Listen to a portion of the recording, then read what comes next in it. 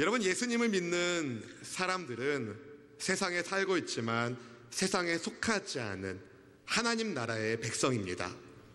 우리는 세상에 살고 있지만 세상에 속한 사람이 아니라 하나님 나라의 백성으로 택함을 받았습니다. 예수님을 믿는 성도로서 세상에 속하지 않은 하나님 나라의 백성으로서 세상에서 살아갈 때에 얼마나 힘드셨습니까? 그 힘든 마음을 공동체 안에서 위로받고 서로에게 믿음의 도전이 되는 수원 순복음교회 공동체 되기를 주의 이름으로 축복합니다. 예수님을 믿는다는 것은 평탄한 인생을 의미하지 않습니다. 굴곡이 있는 인생을 말해요. 그런데 제가 얼마 전에 인터넷에 어떤 영상을 봤는데 쇠구슬을 이렇게 꼬부랑 안에다가 굴리는 것과 평탄한 것에다가 굴리는 것을 보니까 꼬부랑 것의 구슬이 훨씬 빨리 움직여요. 에너지가 더 있다는 겁니다. 여러분, 굴곡 있는 인생일지라도 주님이 여러분에게 힘을 더해 주실 것을 믿으시길 바랍니다. 예수님 믿는 성도로 살고 있는 그리스도인들이 핍박하던 한 사람의 이야기를 요 며칠 계속 보고 있는데요. 다메섹에 그리스도인들을 잡아 가두기 위하여 정말 예루살렘의 대제사장들의 공문을 받아가지고 갔던 일을 가는, 예수 믿는 것들하고 일을 갈던 이 사람을 예수님이 만나주십니다. 다메섹 가까이 왔을 때에 하늘의 빛이 임하면서 예수님께서 그에게 말씀을 주시고 예수님 만남과 동시에 앞을 보지 못하게 된 사울은 예수님의 말씀에 따라서 사람들의 손에 끌려 다메섹 성 안에 들어가게 됩니다. 사흘 동안 금식하며 기도하고 있는 그때에 하나님은 다메섹에 있는 예수님의 제자 아나니아라는 사람을 부르셔서 사울을 만나게 하십니다. 워낙 제자들 사이에 악명이 높았기 때문에 아나니아는 사울을 만나고 싶지 않았지만 주님이 말씀하셨기 때문에 주의 말씀에 순종함으로 갑니다. 여러분, 이게 믿음이에요. 주님 말씀하시면 가는 거. 앞뒤 재지 않고 가서 아나니아가 사울에게 이렇게 말합니다. 우리 본문의 17절 말씀을 같이 한번 읽어볼까요? 아나니아가 떠나 그 집에 들어가서 그에게 안수하여 이르되 형제 사울아, 곧 내가 오는 길에서 나타나셨던 예수께서 나를 보내어 너로 다시 보게 하시고 성령으로 충만하게 하신다 하니 아멘. 성자 하나님이신 예수님께서 나를 보내서 여기 왔다, 아나니아가 말하는 겁니다. 사실 아나니아의 속마음은 사울 보고 싶지 않았어요.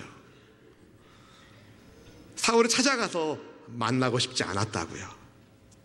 눈먼 사울이 고소했고 다시는 눈을 못 떴으면 좋겠다라는 마음을 먹었을지도 모릅니다.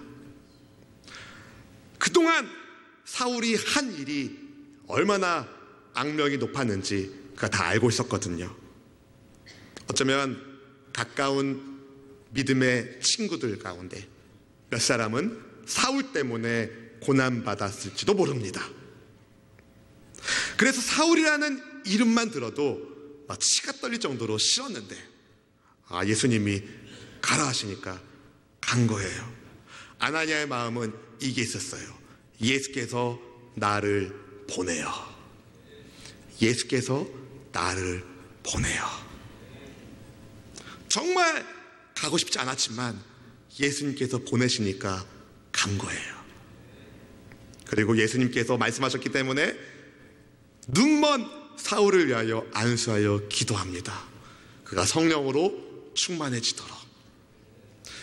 하나님의 뜻에 순종한 아나니아에 의하여 사울의 눈에 비늘 같은 것이 벗겨지고 그는 예수님을 주님으로 영접합니다. 침례를 받고 그가 핍박하려 했던 다메섹의 제자 공동체의 한 사람이 됩니다. 제자들과 교제를 시작한 사울이 즉시로 무엇을 하냐? 예수님은 하나님의 아들이시다 전하기 시작합니다. 본문의 20절 말씀 같이 읽어볼까요? 즉시로 각 회당에서 예수가 하나님의 아들이심을 전파하니. 아멘. 여러분, 사울은 복음을 증거하기 위하여 무슨 특별한 훈련을 받은 게 아니에요. 예수님을 믿는 그 즉시로 예수님의 하나님의 아들 되심을 전하기 시작합니다. 어디에서요? 회당에서. 그 이전에 사울은 회당에서 예수 믿는 것들을 잡아가둡시다, 예수 믿는 것들을 핍박합시다, 그들은 율법을 훼손하는 악한 무리여, 예수 믿는 것들을 잡아갑시다, 그러던 사람이 회당에서 예수님이 그리스도이십니다, 예수님이 하나님의 아들이십니다, 이렇게 증거하고 있는 거예요. 그랬더니 다메섹에 있는 유대인들이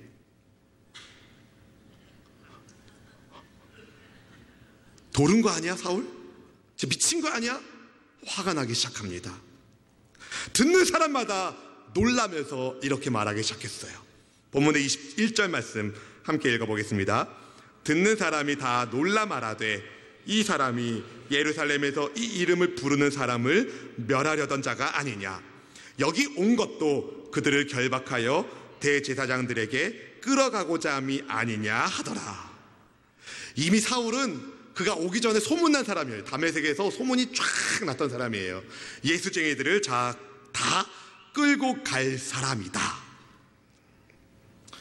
도저히 예수님을 믿을 것 같지 않은 사울이 근데 예수님을 믿고 예수님을 전하니까 이걸 본 사람들, 듣는 사람들이 깜짝 놀란 겁니다.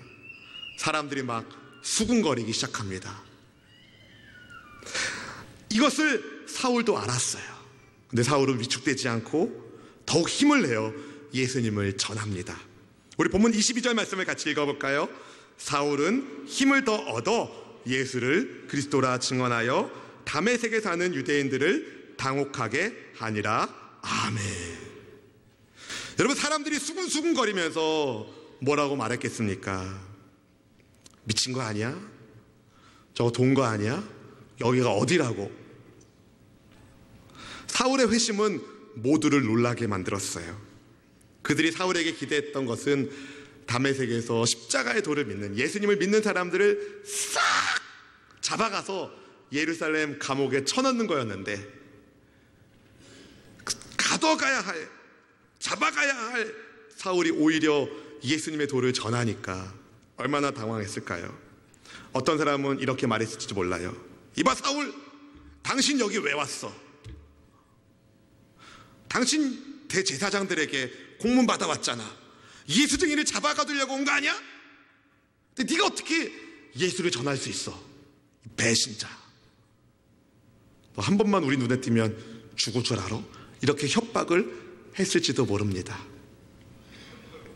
혹은 너 그놈들한테 뭐 다 받아먹은 거 있어? 이렇게 오해한 사람들도 있을지 모릅니다. 사울의 힘을 빼기 위하여 사람들이 그렇게 협박하고 위압적인 태도를 보였을지도 모릅니다. 그런데 사울은요, 그럼에도 불구하고 위축되지 않았어요. 오히려 더 힘을 냅니다. 이건 뭘 의미하느냐? 여러분, 우리의 힘은 내 안에서 나오는 것이 아니라 하늘에서 받는 거예요. 예수님 안에서 우리는 힘을 얻는 겁니다. 사울이 그걸 보여주고 있어요. 그 이전에는 그는 자기 힘으로 뭔가를 하려 했던 사람이었지만 어떤 환경과 형편 속에서도 예수님이 내게 힘을 주시니까, 예수님이 내게 힘을 주시니까 힘을 내어 복음을 전하는 겁니다. 예전에 그는 나무에 달려 죽으신 예수님이 저주받아 죽은 자로만 알았는데 눈을 뜨고 나니까, 영안이 떠지고 나니까, 야, 내가 죽어야 할 저주를, 내가 받아야 할 그 저주를 예수님께서 대신 십자가 위에서 지신 것이구나.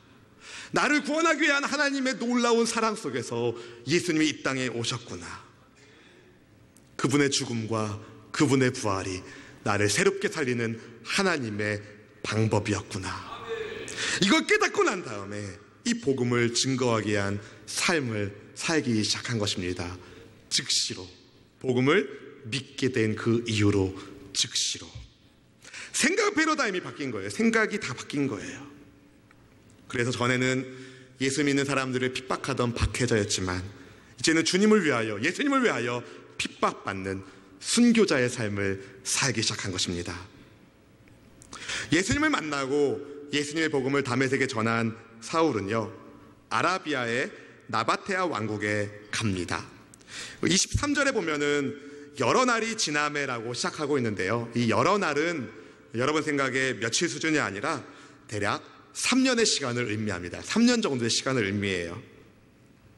갈라디아서 1장 17절 18절 말씀에서 그 흔적을 찾아볼 수 있는데, 화면을 보시고 함께 읽어볼까요? 또 나보다 먼저 사도된 자들을 만나려고 예루살렘으로 가지 아니하고 아라비아에 갔다가 다시 다메섹으로 돌아갔노라. 그 후에 3년 만에 내가 게바를 방문하려고 예루살렘에 올라가서 그와 함께 15일을 머무는 동안. 네, 예수님을 만나고 예수님의 복음을 다메섹에서 전하던 사울은 무슨 이유에서든 아라비아 지역에 갔어요. 아마도 예수님이 주와 그리스도 되심을 말씀을 통해서 신학적인 체계를 세우기 위한 공부하는 시간이 필요한 것도 있었지만, 더 큰 이유는 아라비아 지역에 복음을 전하기 위하여 간 겁니다.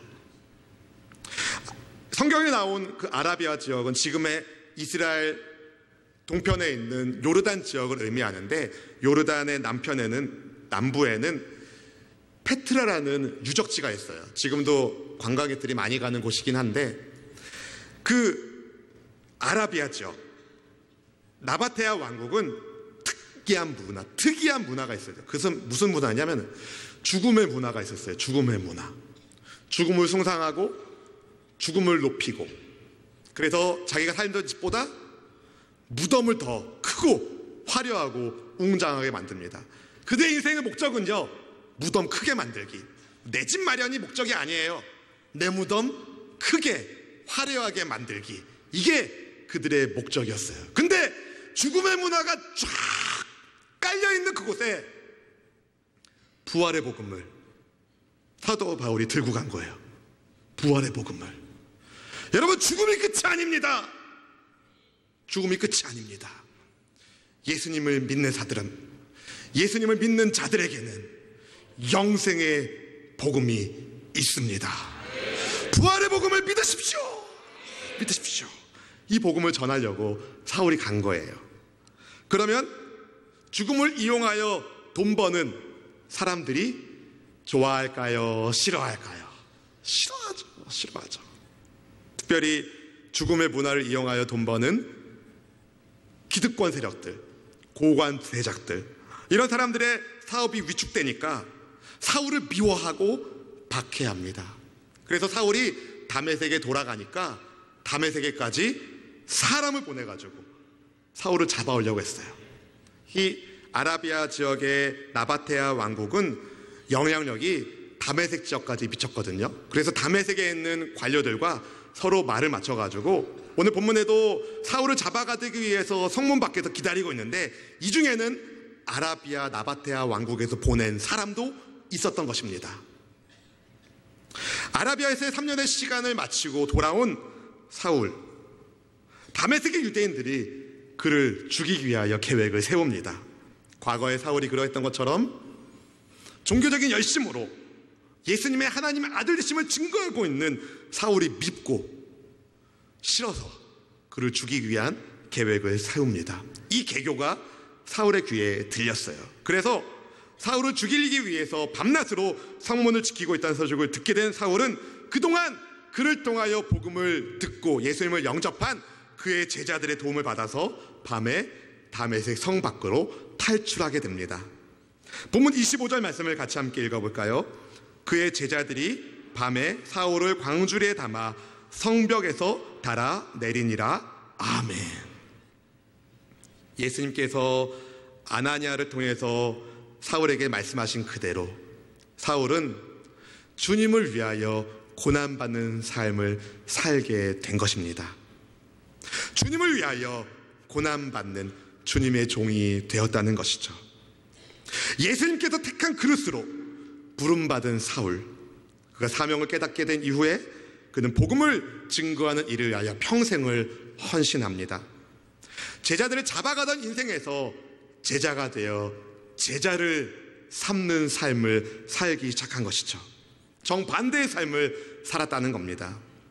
이전에는 예수 믿는 사람들을 때리던 사람에서 이제는 예수님을 위하여 매맞는 사람으로, 이전에는 예수님을 믿는 사람들을 가두는 사람에서 이제는 예수님을 위하여 옥에 갇히는 삶을 살았다는 거예요.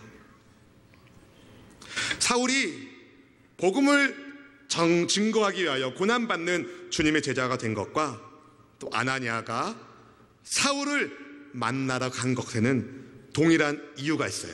그건 바로 예수님께서 나를 보내셨다는 겁니다. 예수님께서 사울을 보내어 이방인과 임금들과 이스라엘 자손들에게 복음을 전하게 하시고, 예수님께서 아나니아를 보내어 사울의 눈먼 눈을 뜨게 하시고 성령 없는 그에게 성령 충만함을 갖게 하시는 것, 바로 예수님께서 그들을 보내셨기 때문입니다. 아나니아가 예수님께서 나를 보내셨음을 기억하지 않고 무시하고 사울에게 가지 않았다면, 사울이 예수님께서 나를 보내셨음을 잊어버리고 과거의 삶으로 혹은 숨은 자로 아무에게도 내가 예수님 믿는 것을 알리지 말라 숨어 있었다면 아무런 일이 일어나지 않았을 것입니다. 그러나 아나니아가 순종하고 사울이 순종했기에 지금 저와 여러분이 예수님을 믿는 하나님 나라의 자녀가 된 것입니다. 그 은혜에 여러분 감사하십시오. 사울이나 아나니아나 못하겠어요, 나 안 갈래요 하지 않았어요. 예수님께서 나를 보내요. 나는 능력이 없을지라도 나를 보내신 분이 예수님이시기에 주님이 주시는 능력으로 이 일을 감당했습니다. 사랑하는 수원수목의 성도 여러분, 할 수 없다는 말을 버리십시오.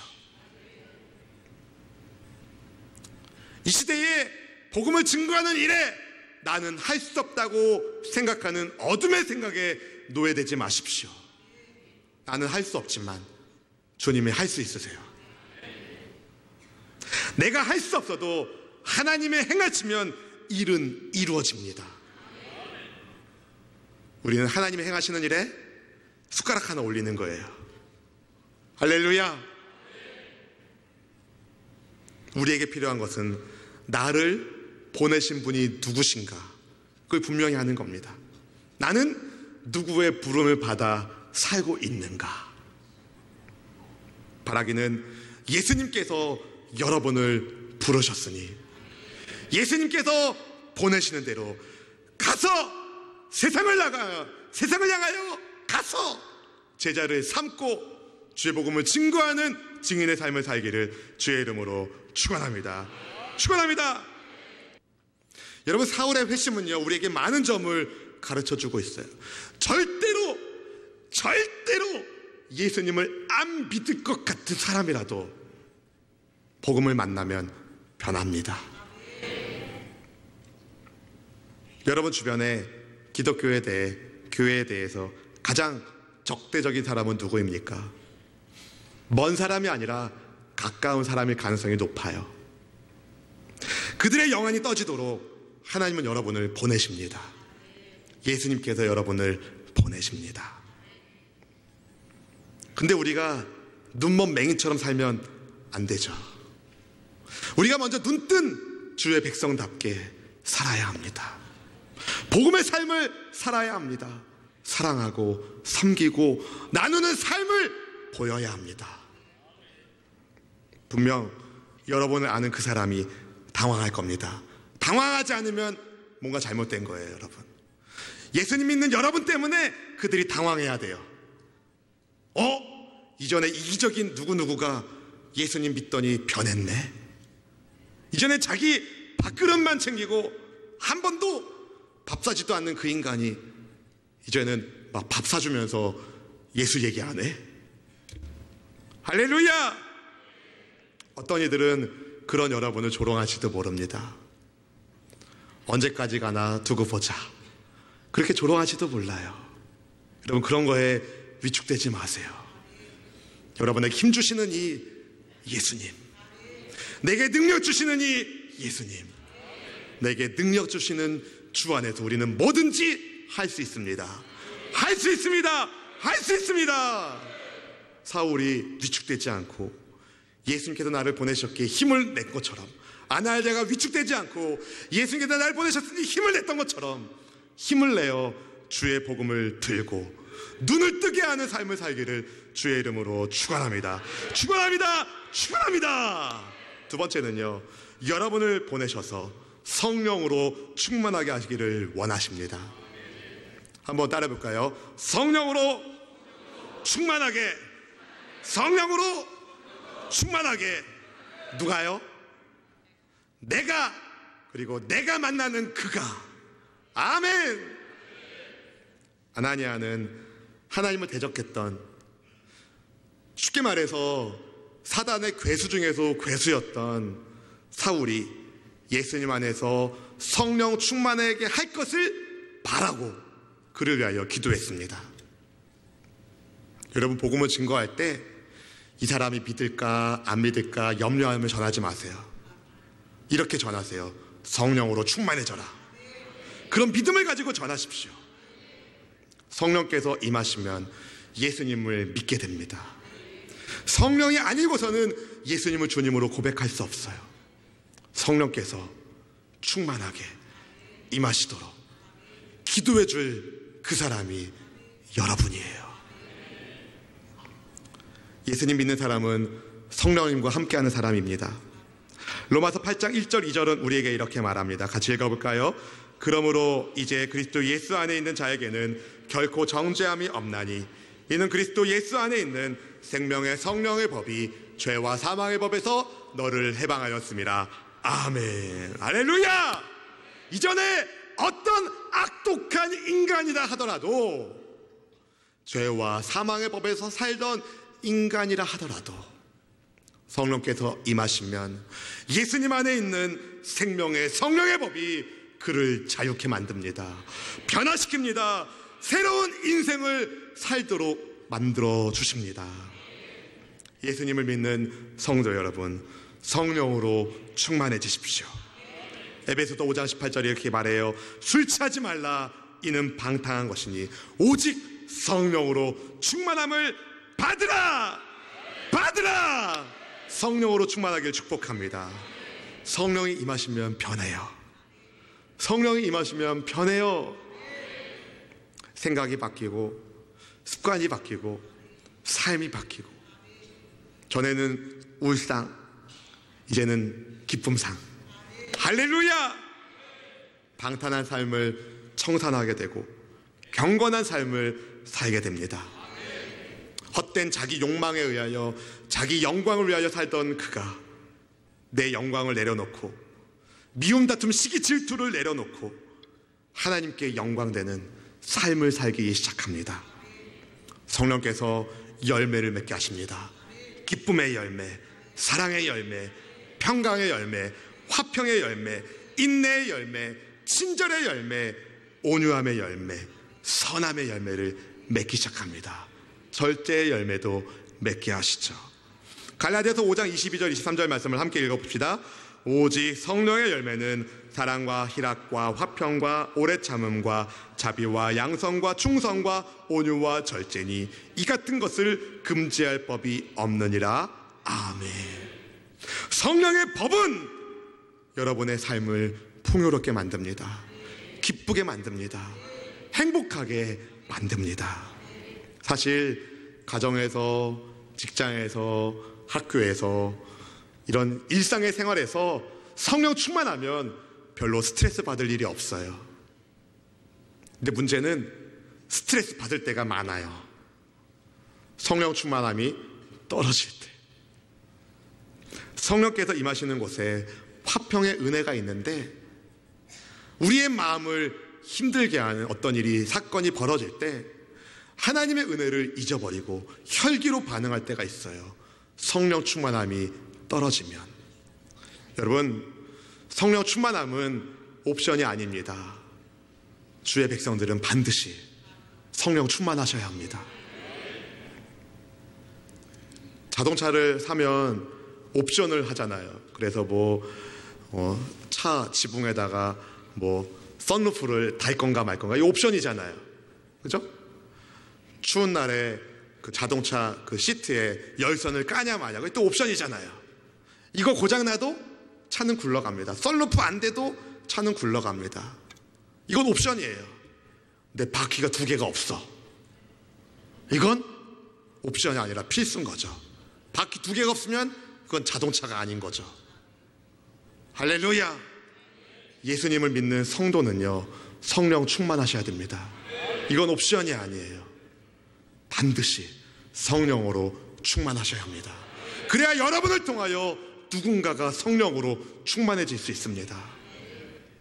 사랑하는 성도 여러분, 성령 충만한 아나니아, 그를 통하여 사도 바울이 성령 충만해지고 그를 통하여 많은 제자들이 성령 충만해진 것처럼 여러분을 통하여 여러분의 가정이 성령 충만해지고 여러분의 직장과 일터가 성령 충만해지고 여러분 때문에 대한민국이 성령 충만해지기를 주의 이름으로 축원합니다.